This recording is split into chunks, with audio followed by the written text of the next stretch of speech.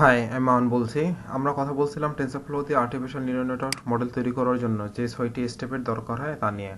6টি স্টেপ ছিল data set separation করা, ট্রেনিং ডাটা সেট, তারপর ডাটা সেটকে সেপারেট করে ট্রেনিং টেস্টিং করার জন্য artificial neural network model create করা, এটাকে কম্পাইল করা, তারপর এটাকে ট্রেনিং করা, তারপর ইভ্যালুয়েট করা। আমরা প্রথম 5টা করে ফেলছি। আজকে যেটা করব আমরা ইভ্যালুয়েট করব এবং প্রিডিক্ট করবো আমাদের মডেলটাকে। তো প্রথম 5টা করার জন্য আমরা যেটা করছিলাম, প্রথমে আমাদের যে ইম্পর্টেন্ট যে লাইব্রেরিগুলো ছিল সেগুলো আমরা কল করছিলাম। তারপর আমরা ডাটা সেটকে লোড করলাম, লোড করার পর ডাটা সেটকে আমরা ভিজুয়ালাইজ করার পর আমরা আমাদের এক্স এবং ওয়াই এর এক্সেস বরাবর মানে ইনপুট কী হবে বা আউটপুট কী হবে সেটা ডিফাইন করলাম।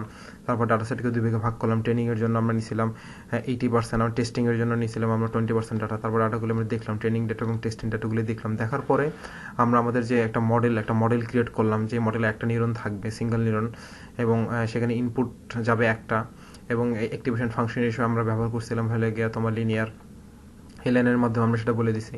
এরপর এই মডেলটা কীভাবে তার ওয়েট এবং বায়াসকে আপডেট করে লার্ন করবে সেটা আমরা বলে দিছিলাম, এবং ওয়েট এবং বায়াসকে রান করার জন্য সে ইউজ করবে হলে এসজিডি, এবং এই লসটা আউটপুট এবং যে তার যে লস যে ক্রিয়েট হবে সেই লসটা সে কীভাবে মেজারমেন্ট করবে সেটা বলে দিয়েছিলাম, যে সেটা মেজারমেন্ট করবে মিন স্কোয়ার এররের মাধ্যমে। তারপর আমাদের ডাটা সেটে ট্রেন করছিলাম, ইভোক বলছিলাম হলে 500 টাইমস, তার মানে 500 বার এটা রান করার মাধ্যমে আমাদের ওয়েট এবং বায়াসকে আপডেট করে সে এমন একটা জায়গায় নিয়ে যাবে যাতে সে মোটামুটি ভালো একটা আউটপুট দিতে পারে। তো আজকে আমরা মডেলটাকে দেখবো যে মডেলটা আসলে কতটুকু ভালোভাবে শিখতে পারছে। সো আমি প্রিডিক্ট করতে যাচ্ছি যে আমাদের যে টেস্ট ভ্যালু ছিল, ঠিক আছে, এক্স টেস্ট, সো 4 আর 2-র জন্য 2 কেজি। সো এটার জন্য আমি দেখছি যে প্রাইসটা সে কত প্রিডিক্ট করতে যাচ্ছে। তো মডেল ডট প্রিডিক্টের মধ্যে যদি আমি এক্স টেস্ট দিয়ে দিই তাহলে সে প্রিডিক্ট করবে, মানে আউটপুট ভ্যালুটা দেবে। সো আমাদের মডেল আউটপুট দিচ্ছে হলো গিয়ে 46 আর 20, কিন্তু অ্যাকচুয়াল আউটপুট হলো গিয়ে 40 এবং 20। তো তুমি দেখতে পারতেছো যে পার্থক্যটা কতটুকু। তো এখন আমি চাচ্ছি যে এটা পুরো মডেলটাকে ইভ্যালুয়েট করতে। সো আমি জানতে চাচ্ছি যে টোটাল মডেলটা রান করার পরে এর লস কতটুকু বা অ্যাকুরেসি কতটুকু।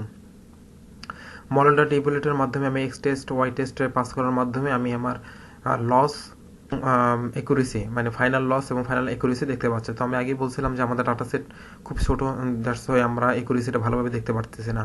আসলে অনেক কেস আছে যেসব ক্ষেত্রে আসলে তোমার আর্টিফিশিয়াল নিউরাল নেটওয়ার্ক মডেলগুলি ভালোভাবে কাজ করে না। তো এরকম আরও অনেক জিনিস আছে যেগুলো নিয়ে আমরা ইন ফিউচারে কথা বলবো। তো এখন যেটা বলতে চাচ্ছি সেটা হলো তোমার ডাটা সেট যদি ছোটো হয় তাহলে ইটস বেটার যে তুমি মেশিন লার্নিং আদার যে অ্যালগোরিদমগুলো আছে সেগুলো ইউজ করো, নট টু ইউজ তোমার আর্টিফিশিয়াল নিউরাল নেটওয়ার্ক মডেলগুলি ইউজ না করাটাই আমার মতে বেটার। সো আমরা ইভ্যালুয়েট করলাম। তো ইভ্যালুয়েট করার পর আমরা ম্যানুয়ালি আসলে প্রিডিক্ট করতে যাচ্ছি যে আমাদের ভ্যালুটা কত হবে। সো 1000 আমি দিলাম 42 কেজি। তো প্রাইস সে বলতেছে 13,000 সামথিং, 13,052 পয়েন্ট সামথিং সে বলতেছে। তো আমরা এখানে একটা ইউজার ইন্টারফেস দিলাম, ঠিক আছে।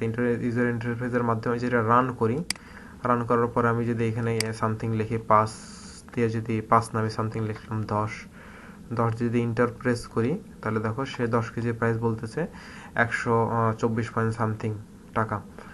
সো এই ছিল আসলে আমাদের প্রথম এই প্রজেক্ট আমাদের আর্টিফিশিয়াল নিউরাল নেটওয়ার্ক মডেলের।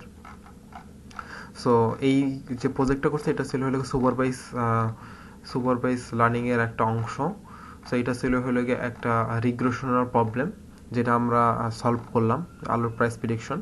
তো তোমরা যারা আমাদের মেশিন লার্নিং সিরিজের বিগিনার সিরিজের ভিডিও টিউটোরিয়ালগুলি দেখো না, আমি হাইলি রিকমেন্ড করবো যে মেশিন লার্নিংয়ের বিগিনার সিরিজগুলি দেখার জন্য, কারণ আমরা এই একই প্রজেক্ট কিন্তু ওইখানে কভার করছি। সো তুমি যদি দুইটা সাইড বাই সাইড দেখো তাহলে তুমি বুঝতে পারবা যে what are the difference between ধরো আর্টিফিশিয়াল নিউরাল মডেল বা তোমার এই যে মেশিন লার্নিং আছে, এই দুটোর মধ্যে আসলে পার্থক্যটা কি, কোথায় পার্থক্যটা, সেই দুইটা তুমি এই জিনিসটা বুঝতে পারবা, যে পার্থক্যটা তুমি ক্যাচ করতে পারবা।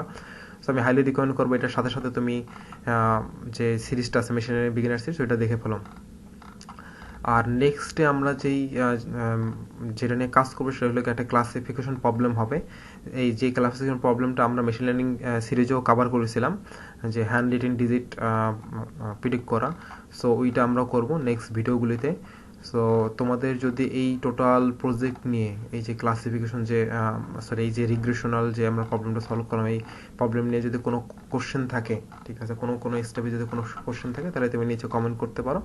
আমি চেষ্টা করব তোমাদের কোশ্চেনের অ্যান্সার দেওয়ার জন্য। তো সবাইকে ধন্যবাদ।